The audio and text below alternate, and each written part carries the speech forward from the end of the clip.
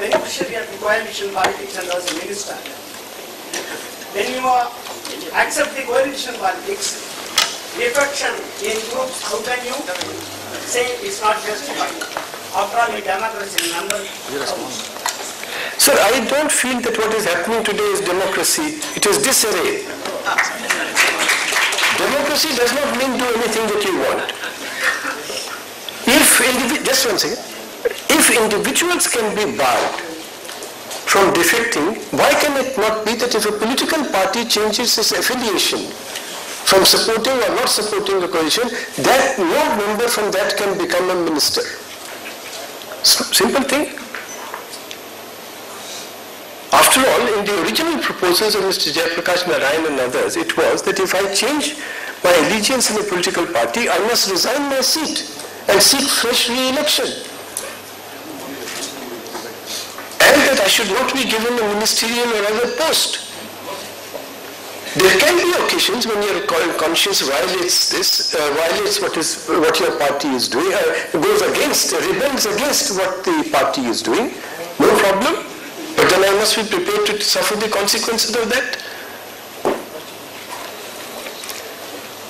So I feel that the more the legislatures are getting fractured, and when 3-4 members of parliament switching from one side to the other make all sorts of difference to the governance of India, then it is not enough to continue with the old rule. And second, I have been advocating, please sit, that I have been advocating that the Schedule 10 must be amended on one point. Now it is that if in the conduct of the business of the House, I violate party discipline. Now let us say that the party fellows are always going into the well of the House. Parliament itself has passed a resolution that anyone going into the well of the House shall be automatically suspended. And I say, no, I will adhere to that rule and I will not go into the well of the House. I am doing anti-party activity. I am guilty of defection. Similarly, I have felt that this rule of anti-party should be confined to votes of confidence. Even on the budget, this is an idiotic British rule that a 1 rupee cut will mean that the government shall fall. Why? That means that the government is never open to suggestions on the budget. But the budget is a concern of all. There may be many good experts in the opposition. So why enforce the rule? So you want an anti-defection law, party bids should be confined to the vote of confidence. So beneficiary and these words that you use, they don't affect me. Next please. Mr. Patel, yes. Sorry, he's got it.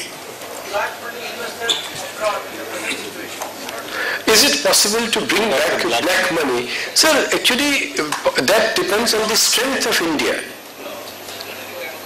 After all, the United States has been able to get those fellows' names. And do you know that the Swiss ambassador in Delhi stated to the press, the Swiss ambassador never talks, but he said that actually we have received no request from your government. So the question of possibility has not even been tested. And in the case of the German employee, and the employee of UBS, one of the banks in Switzerland, who has already given the names, both for Luxembourg and for Switzerland. Liechtenstein and his Switzerland bank.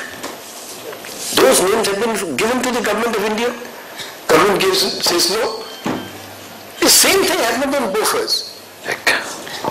Bofors said, we want to disclose the names. We will disclose the names.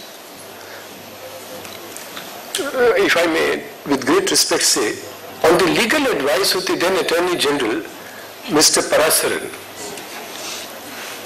and by the great advocacy of the Minister of State for Home Affairs, Mr. P. Chidambaram, it was said by the government of India of Rajiv Gandhi that no, customer confidentiality.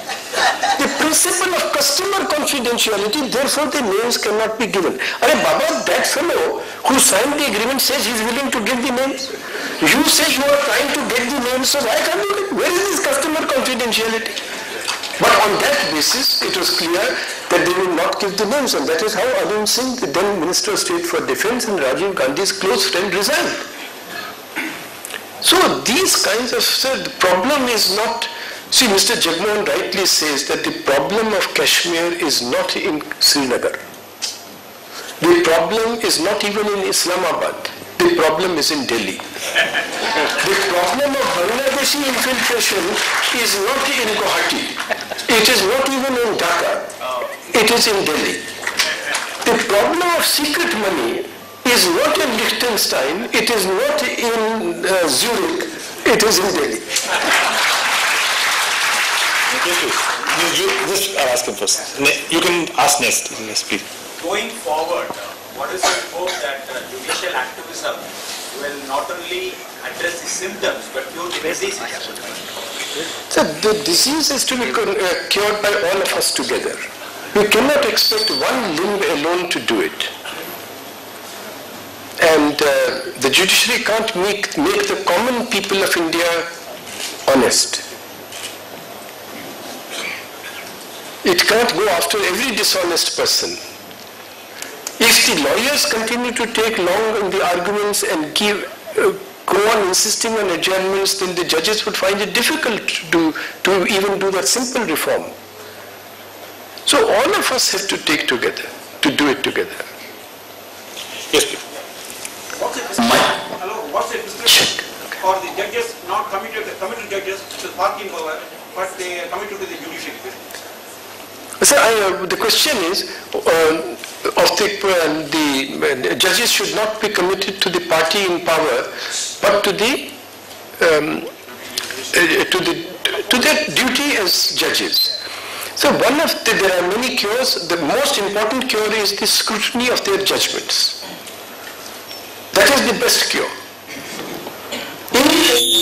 Even the worst person will be shamed if he win his partisanship. Not just judges, I'm saying, but any one of us.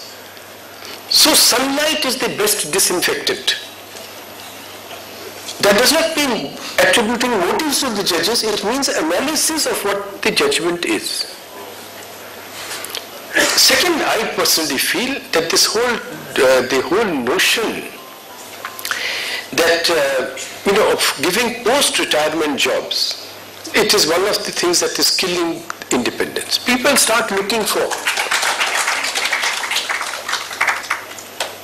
So that should certainly, I think, be looked at again. Yes, please. The Indian Express in the North, just one second. Sure. So the Indian Express in the North has published a list of the recently retired judges who today are heading this commission or that commission and so on. That becomes a problem, you see. Yes, please.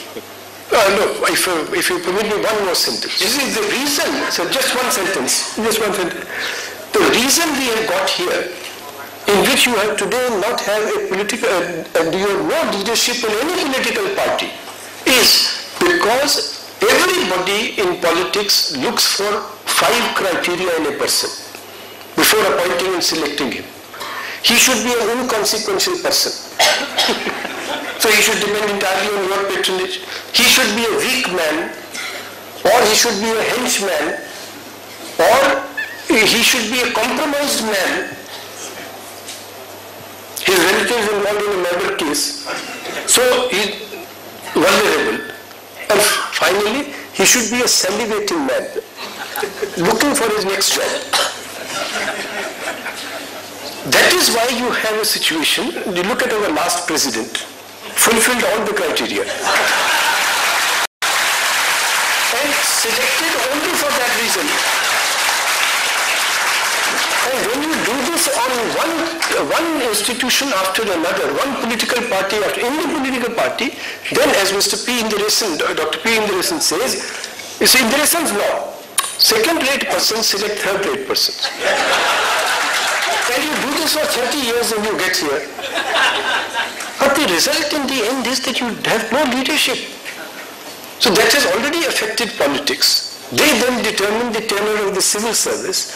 When this starts happening in the judiciary also,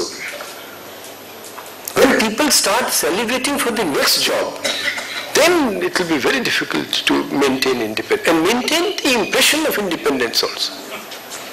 Yes, please. Yes, please. Check, yeah. Sir, I wanted to ask you, how guilty are our founding fathers or the people who drafted the Constitution because they haven't even had the foresight to, tackle something like corruption, as something as fundamental as corruption in legislative and judiciary. With the law. So actually, see, actually they were very foresighted, but no foresighted man could have imagined what what Indiresan's law has brought us to. That is the problem. Who could have imagined that? Do you think that Gandhiji or Dr. Ambedkar or Panditji or Dr. Jindal or Krishna Swami, the other Krishna Swami Iyer, these great people could have ever, Sir B.L. Rao, they could have imagined that in today's India, 3 ministers today are in jail, not just for corruption, but for murdering their mistresses. The Deputy Chief Minister of Haryana Pradesh, the Minister of Home for Haryana, whom the police was guarding, and Minister in UP. Is that imaginable? Could anybody have foreseen it? And if we are prepared as a people to put up with all this, my friend, no constitution can save us. In Mr. Palkhivala's book, murder of the Constitution?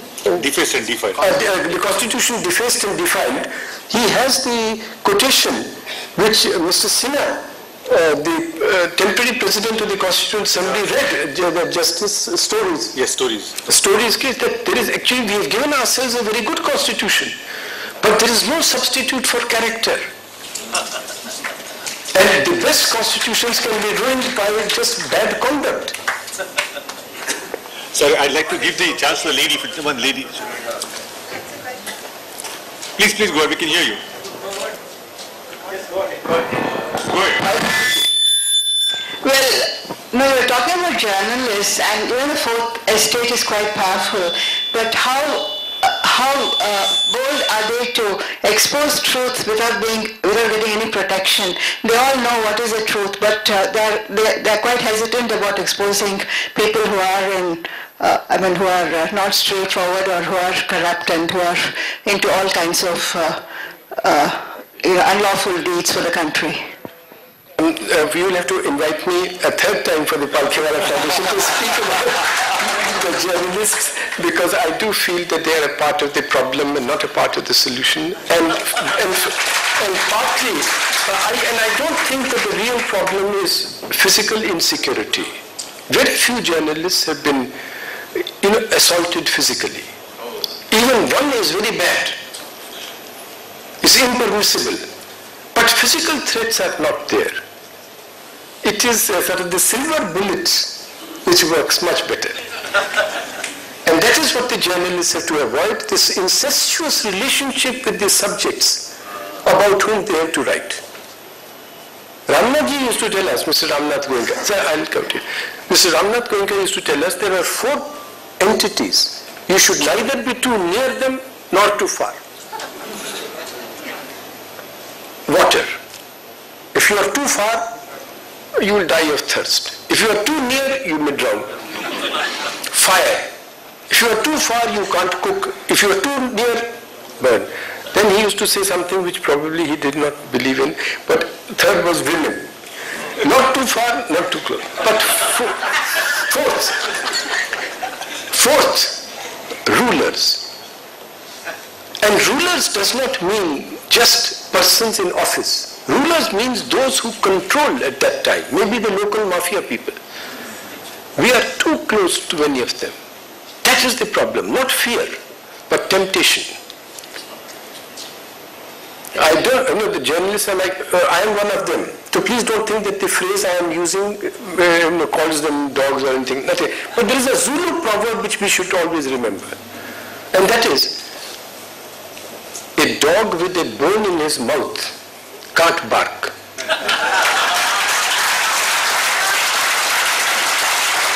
So we should not have bones in our mouth. And in India the problem is that not only with a bone in his mouth, but with a prospective bone in his mouth.